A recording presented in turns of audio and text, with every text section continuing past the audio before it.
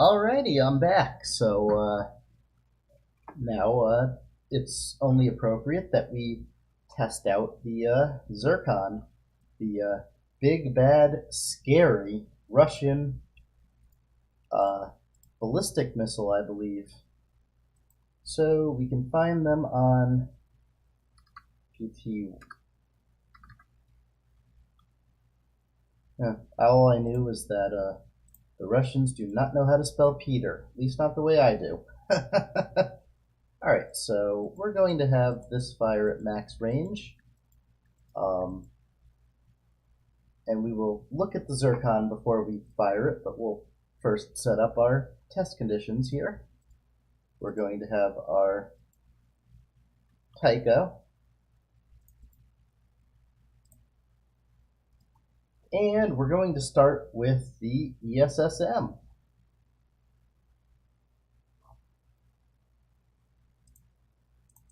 Now, I've decided that we're not going to... actually, no, never mind.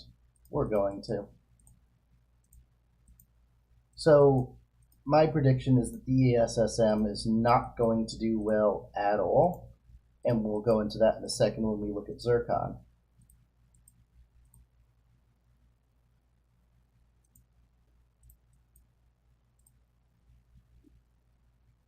So, we will look at the Russian ship in a minute. It's a pretty ridiculously powerful ship. It is referred to as a battle cruiser, and in a lot of ways it deserves the title. It is something more than a cruiser. We'll get to that in a minute, though. Alright, so we've got our 256 or 512 ESSMs. We have our radars on, and now we're going to look at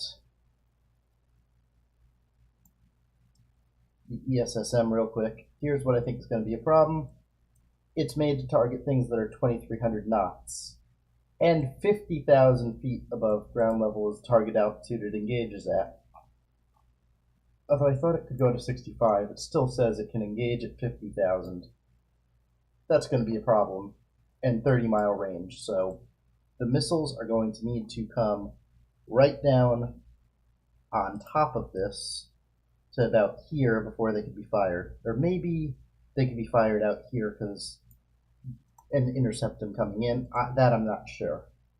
Alright, so now we've got the OPFOR side. We've got our 80 Zircon missiles. So we've got a range of 700 nautical miles. We have an active weapons seeker, 80. What? New contact. It's telling me that there's new contact. Okay, whatever. Anyway, 85% chance to hit. That doesn't sound terribly accurate, but 80 nautical mile weapons seeker, active radar. And then also an anti-radiation seeker. But let's look at a few specs on the missile. First of all, it's a big-ass missile. Huge. Wait, what's being shot? Oh, those are going to run out of energy. Don't worry about them. Back to looking at the Zircon. So it's a big-ass missile. Cruise altitude is high up, 130,000 feet. So it's going to be traveling high, it's going to be traveling very fast. And most of them will be able to hit a ship. Alright, so if we look here, Mach freaking 7. So, yeah.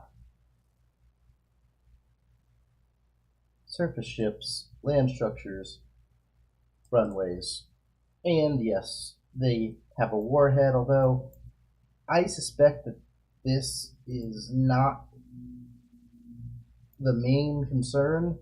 The main concern is this, although it's probably a little lighter by the time it gets to you. hitting you at this freaking speed. That's what's gonna freaking kill you.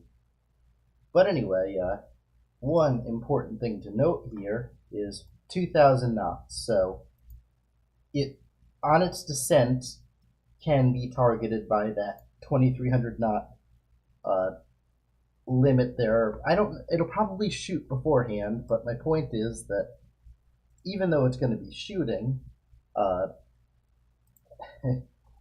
it's not going to be effective. So we're going to engage with all of our Zircon missiles.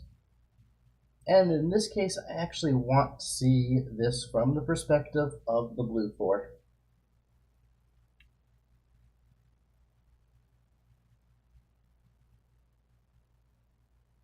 Alright, so we detect our doom coming in at 171.9 nautical miles. Now let's go to the observer, or we actually see them coming in. We see this one at least. We've identified it as something going for 40-50 knots, Mach 6.44, 130,000 feet. And we know we cannot engage it until it starts zooming down towards us.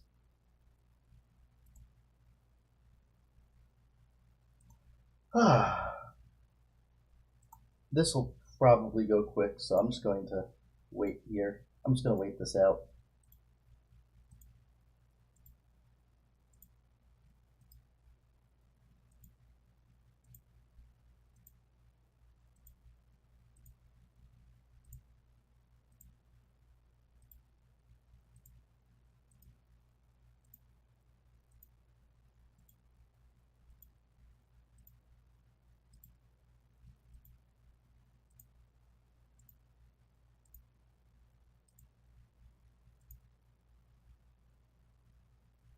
Oh, that's not all of them. Jeez.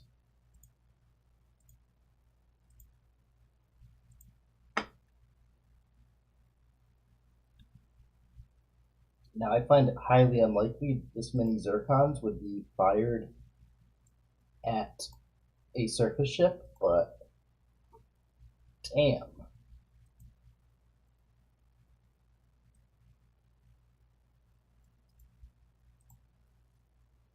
Just looks scary.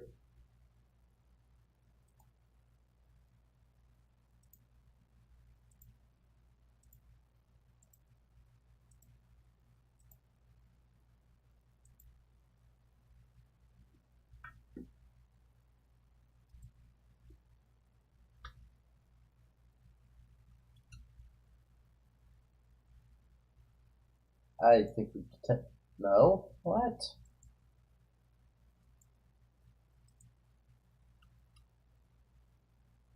So again, we have evolved Sea Sparrow missiles, so there is a damn thing we can do about it until the missiles start coming down lower and slower and closer.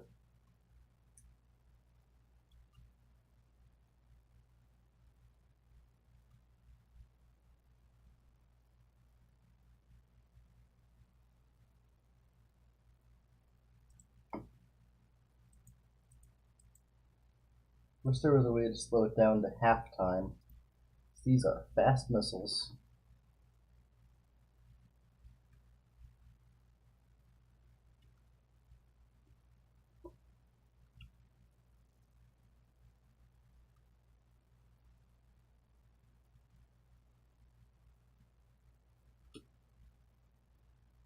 And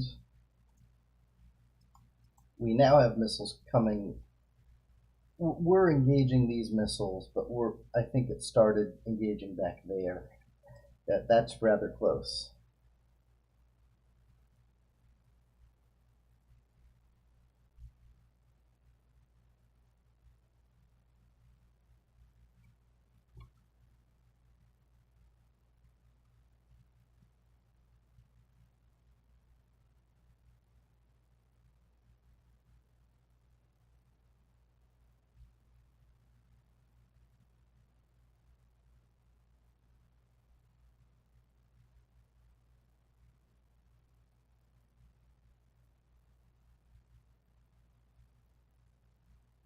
Gotta say, it's so far been doing better than I thought it would. I thought it would be at the bottom of the ocean already.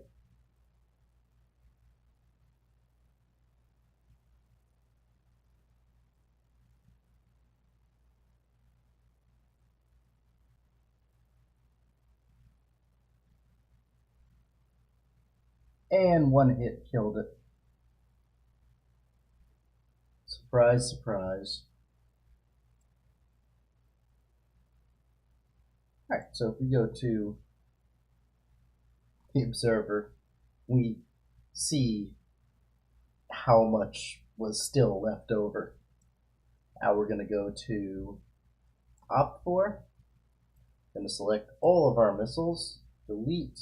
We see I have 62 left, so we know that 18 were dealt with.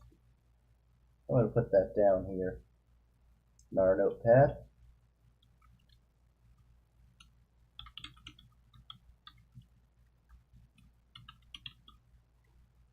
So I've got 18 shot down.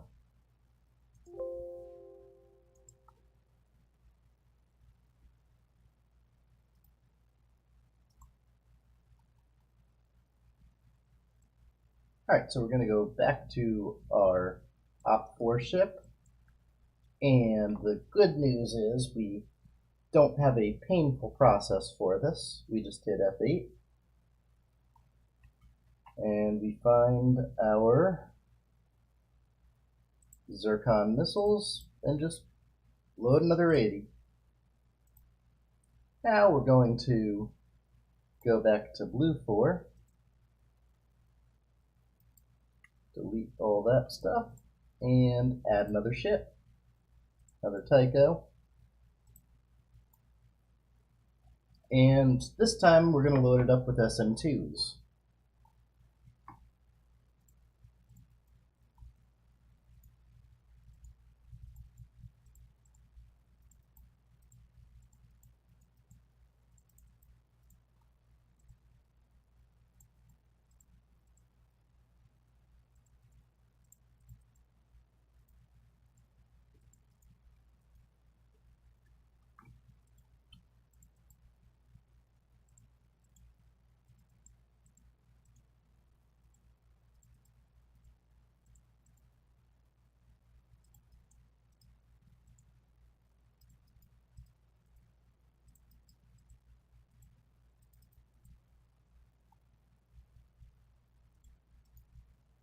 Alright, so we've got our 128 SM2s, radars on, and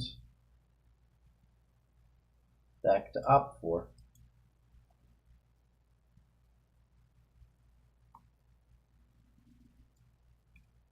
And we're going to fire all 80 of our big scary Zircons. So I think we'll do better than we did last time.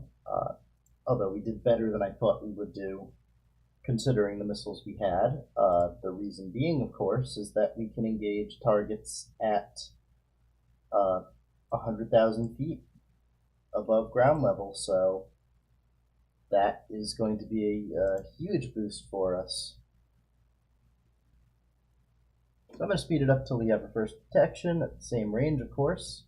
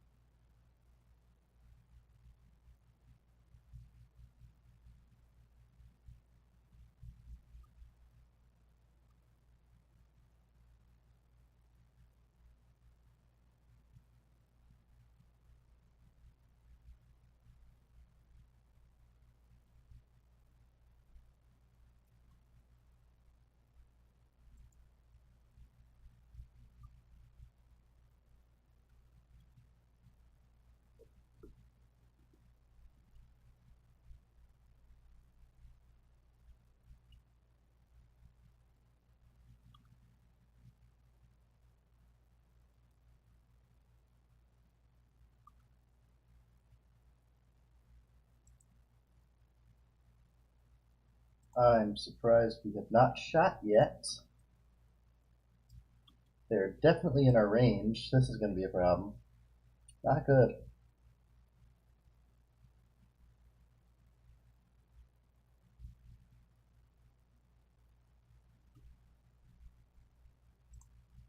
So it actually has to wait until the missile is slow enough? I don't think that sounds right, but well, very bad for us.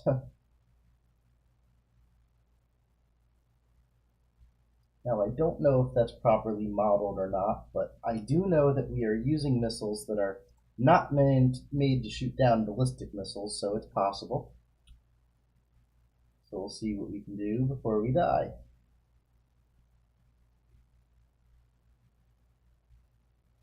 Having the active seeker will allow probably more of them to get off.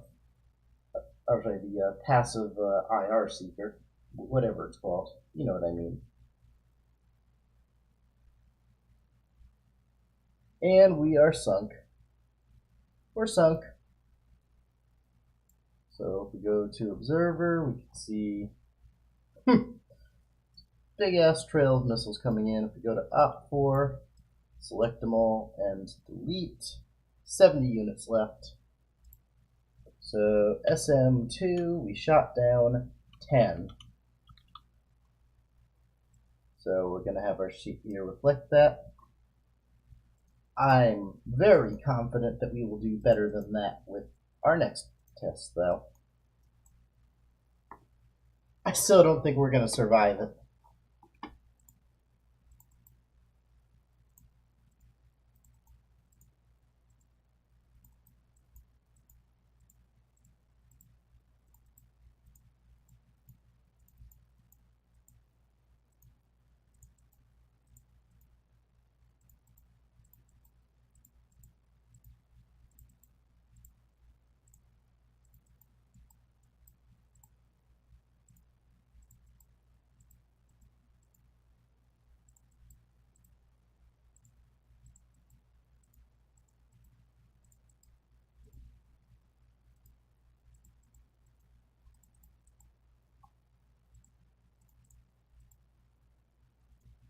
Alright, so 128. Oh, oops. I totally put it on the wrong side. Ay, ay, ay. Back to blue 4.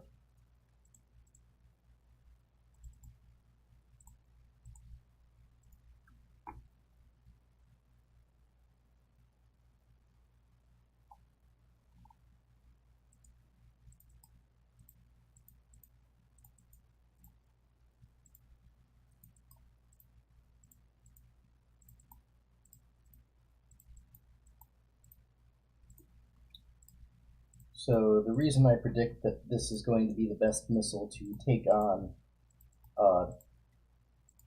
Zircons is because it can fly high, it can fly far, so it's going to have more time in which it can actually spend engaging rather than looking at what's about to kill it, which is what the other missiles are doing, more than they're doing anything else. We're going to turn on our radars. Going to go back to op4. Going to resume, and we are going to set our Kirov class here to have 80 Zircons all over again.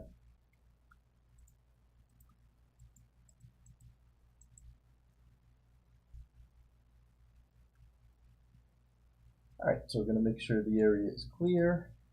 Got our radar on. We've got 128 SM6s.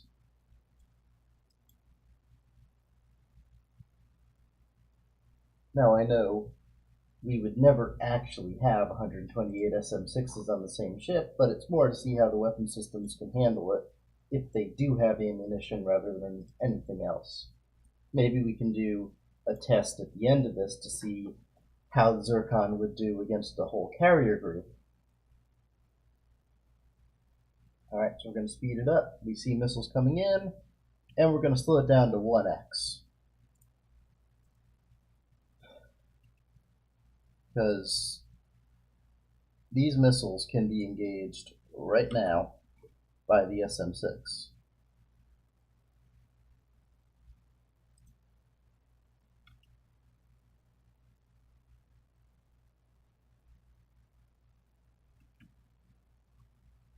Alright, so I'm going to actually see it from the observer perspective.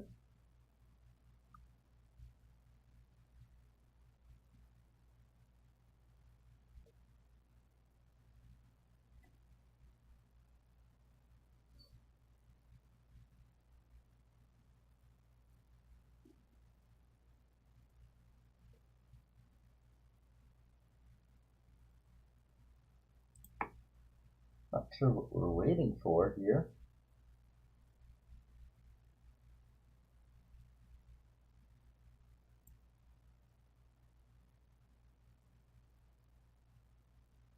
Alright, there we go. They started firing.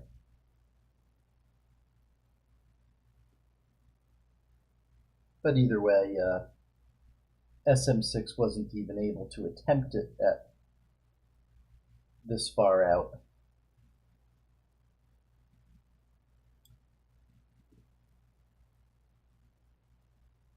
I wish we would fire more of them. I don't know why we got that cooldown, but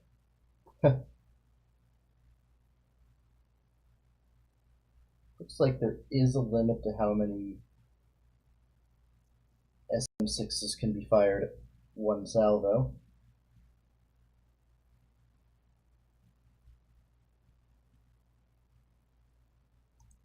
Either way, we've done better than the ESSM or the SM-2 have done probably by now, and they haven't even gotten as close as the others were, so we're doing better than we would have with any of the other missiles.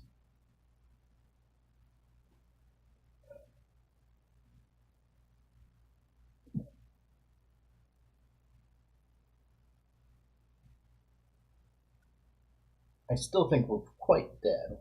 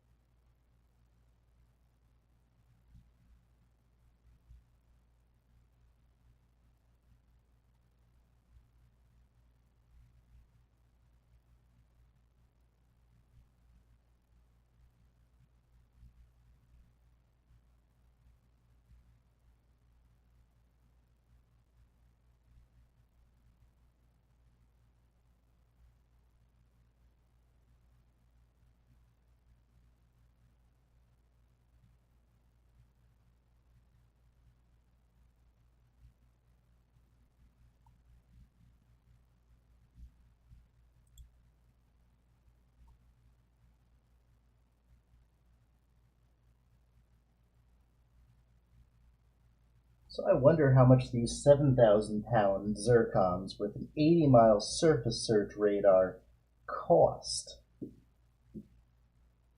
And can anyone afford to have that many of them? Now, of course, there isn't a single U.S. Navy ship in existence that really has this many ESSMs on it, or I'm sorry, SM-6s on it, because they would need to have, at a minimum, other stuff like self-defense weapons against submarines. The 8 that they come with in this game, is entirely believable that that would be a default loadout. Oh my god. We might do it.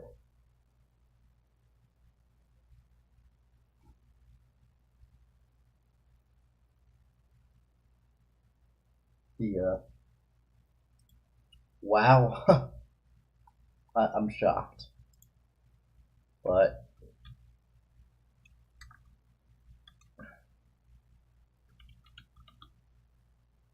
I am shocked about that.